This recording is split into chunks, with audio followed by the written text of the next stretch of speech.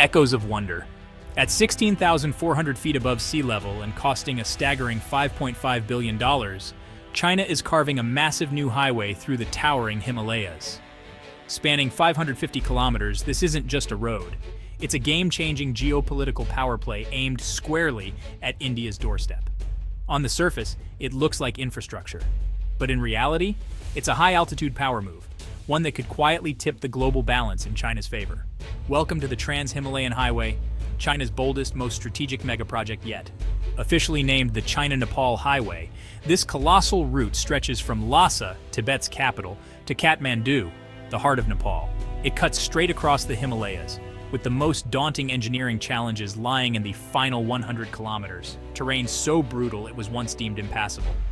Multiple sections ascend beyond 5,000 meters, higher than any other highway of this scale.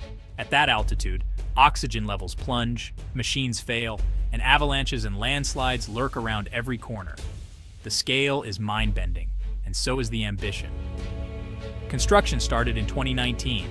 With several sections already in use, the full stretch is expected to be completed by 2026.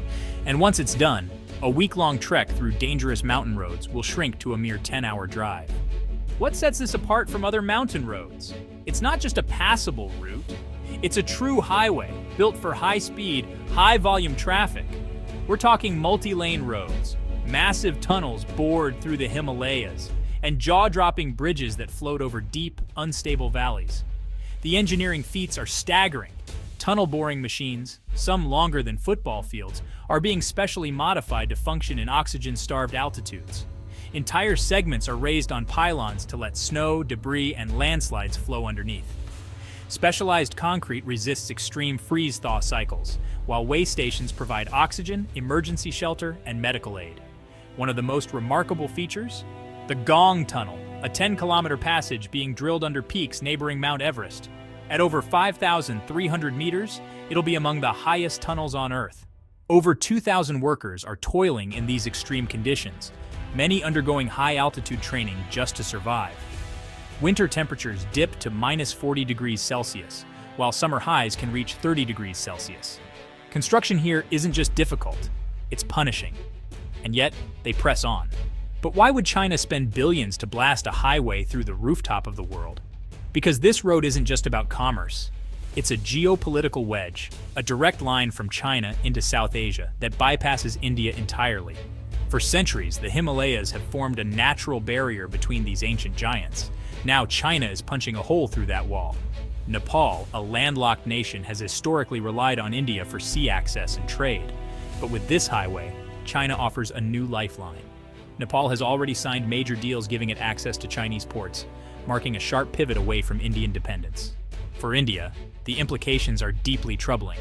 India and China share a tense, disputed border, one that saw bloodshed as recently as 2020 in the Galwan Valley.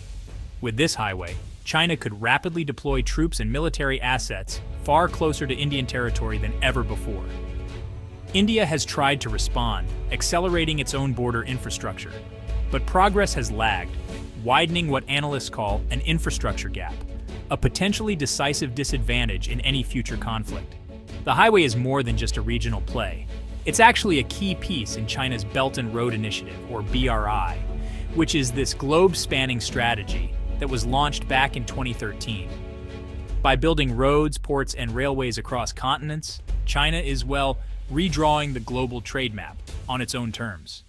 This highway in particular opens a new corridor through the Himalayas, bypassing United States-controlled sea lanes and linking China much more tightly to South Asia. It could seriously slash transport times, cut costs, and dramatically boost trade between China and its neighbors.